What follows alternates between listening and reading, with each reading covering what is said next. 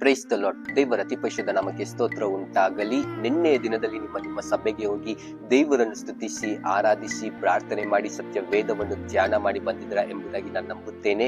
ಈ ಮುಂಜಾನೆಯ ವೇಳೆಯಲ್ಲಿ ದೇವರು ಕೊಡುತ್ತಿರುವಂತಹ ವಾಗ್ದಾನವು ಫಿಲಿಪಿಯರಿಗೆ ಬರೆದ ಪತ್ರಿಕೆ 4ನೇ ಅಧ್ಯಾಯ 6ನೇ ವಚನ ಈ ರೀತಿಯಾಗಿ ಹೇಳುತ್ತೆ, ಯಾವ ಸಂಬಂಧವಾಗಿಯೂ ಚಿಂತೆ ಮಾಡದೆ ಸರ್ವ ವಿಷಯದಲ್ಲಿ ದೇವರ ಮುಂದೆ ಕೃತಜ್ಞತಾ ಸ್ತುತಿಯನ್ನು ಪ್ರಾರ್ಥನೆ ವಿಜ್ಞಾಪನೆಗಳನ್ನು ಮಾಡುತ್ತಾ ನಿಮಗೆ ಬೇಕಾದದ್ದನ್ನು ತಿಳಿಯಪಡಿಸಿರಿ ಎಂಬುದಾಗಿ ಬರೆಯಲ್ಪಟ್ಟಿದೆ. ನನ್ನ ಪ್ರೀತಿಯ ದೇವರ ಜನರೇ, ನಿಮ್ಮ ಮನಸ್ಸಲ್ಲಿ ಇರುವಂತಹ ಎಲ್ಲ ಆಲೋಚನೆ, ಚಿಂತೆ, ಭಾರವನ್ನು ನೀವು ದೇವರಿಗೆ ವಹಿಸಿ ಬಿಟ್ಟಿರಿ. ನೀವು ದೇವರ ಮೇಲೆ ಹಾಕಿರಿ. ಯಾಕಂದ್ರೆ ದೇವರ ವಾಕ್ಯದ ಮುಖಾಂತರ ಮಾತನಾಡುತ್ತಿದ್ದಾರೆ. ನೀವು ಚಿಂತೆ ಮಾಡೋ ಬದಲು ನೀವು ಪ್ರಾರ್ಥನೆ ಮೂಲಕ, ವಿಜ್ಞಾಪನೆಯ ಮೂಲಕ ನೀವು ದೇವರಲ್ಲಿ ನೀವು ಕೇಳಿಕೊಳ್ಳುವಾಗ ದೇವರು ನಿಮ್ಮ ಪ್ರಾರ್ಥನೆಯನ್ನು ಕೇಳಿ ಆತನ ಸದುತ್ತರವನ್ನು ದಯಪಾಲಿಸಿ ನಿಮ್ಮ ಚಿಂತೆನೆಲ್ಲ ತೆಗೆದಾಕಿ ನಿಮಗೆ ಬೇಕಾಗಿರುವಂತಹ ಅಗತ್ಯಗಳನ್ನು ತಕ್ಕ ಸಮಯಕ್ಕೆ ದೇವರು ಸಂಧಿಸಲು ಆತನು ಶಕ್ತನಾಗಿದ್ದಾನೆ. ಇನ್ನು ಮುಂದೆ ನೀವು ಚಿಂತೆ ಮಾಡದ ಹಾಗೆ ಈ ವಾಕ್ಯದ ಪ್ರಕಾರ ನೀವು ಪ್ರಾರ್ಥನೆ ಮೂಲಕ, ವಿಜ್ಞಾಪನೆಯ ಮೂಲಕ ನೀವು ದೇವರ ಬಳಿ ಬಿಚ್ಚಿಡಿರಿ.